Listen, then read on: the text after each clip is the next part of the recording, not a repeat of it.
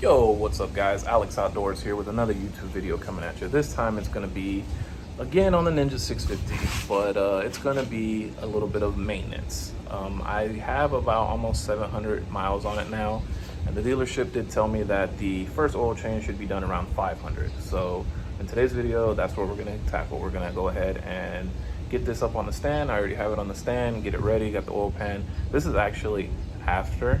I tend to do that. I record the whole video, do everything, and then forget. I didn't do an intro. So this is the intro to the oil change of the Ninja 650. Enjoy. All right, guys. So once you have your bike up on your stand, like so, drain pan in place, what you're gonna do is come underneath, and right here, it's a 17 millimeter drain bolt. I already loosened it. Let's go ahead and finish unscrewing it. Now looking at this, I can guarantee you it's gonna squirt out and hit this damn fairing. But we'll just have to clean it up afterwards. Hopefully it doesn't catch in here and run all the way down into the front, because that's gonna just make more of a mess.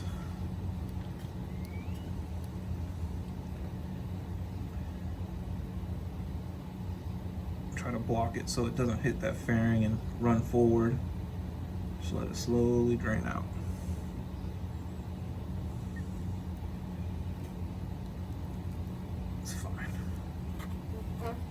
Yeah, we'll just let that drain, and we'll pull the oil filter off next. Okay, so now the oil filter is loose, and it is now draining out of the filter. So we'll just let that drain, we'll unscrew it, and I'll show you the kit that I bought. There, should be done draining. So yeah, here's the oil, 10W40, and the new Kawasaki oil filter also. This is what said that would work for my 650 engine, so hopefully that's right. I'm gonna check the part number against that one and the one I took off. But the only thing that the kit didn't come with is a new crutch sleeve for the oil drain bolt. But I don't really see it needing one. I mean, it may need a new one, but you should always change it. So the next oil change, I'll definitely end up getting a new one. But for now, this is I think I have 650 miles on this right now, and I think the dealer said that the break-in was supposed to be done at like 500. So this is just a peace of mind oil change that I'm doing on it. It's not, oh, I got so many thousands of miles on it, I got to change the oil. It's just one of those peace of mind, you know, get that old oil out that the manufacturer put in and put new fresh oil, just so I know for sure that it's good. So yeah, let me reinstall the drain bolt and the old filter, which this thing was on there tight.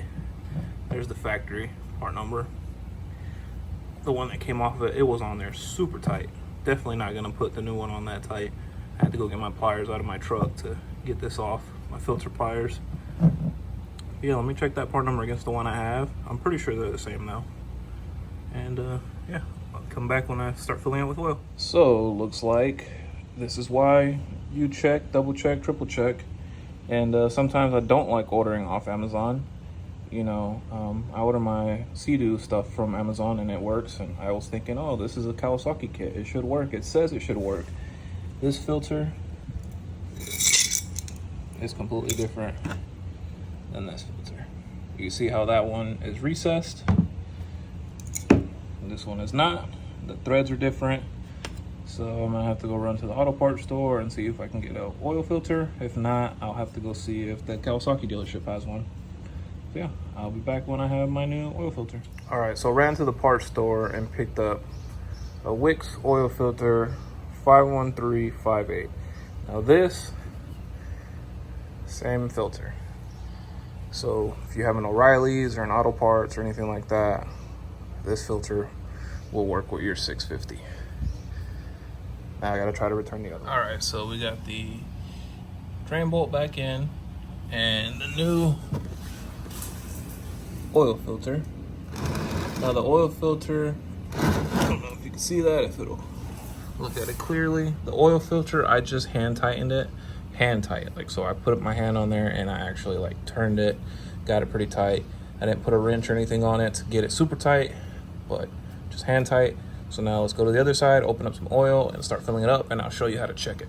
All right, so now we're on the other side of the bike, and right here, that's your fill. So I'll just unscrew that, and then this is where we're gonna put oil in it, and then here is our sight glass.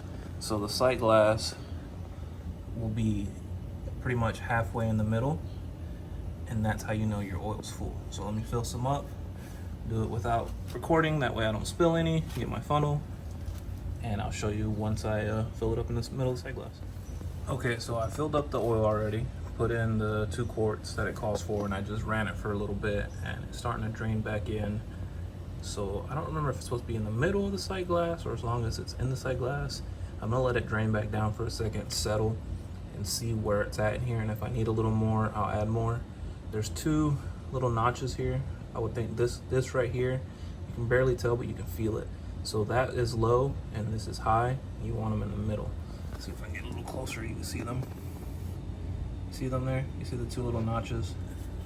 There's one right here, and then one right here. So you want it in the middle of both of these notches. Now don't go outside to your bike and be like, oh my gosh, I can't see it. Why can't I see it? You're not gonna be able to see it because you don't have the bike standing up. If you have it on the kickstand, it's gonna be leaned over. You're not gonna be able to see. So you're gonna have to stand the bike straight up, and then you'll be able to see in your sight glass. So I'll let it set for a second, and if I need some more oil, I'll add a little bit more, because right now it's just barely over the low mark.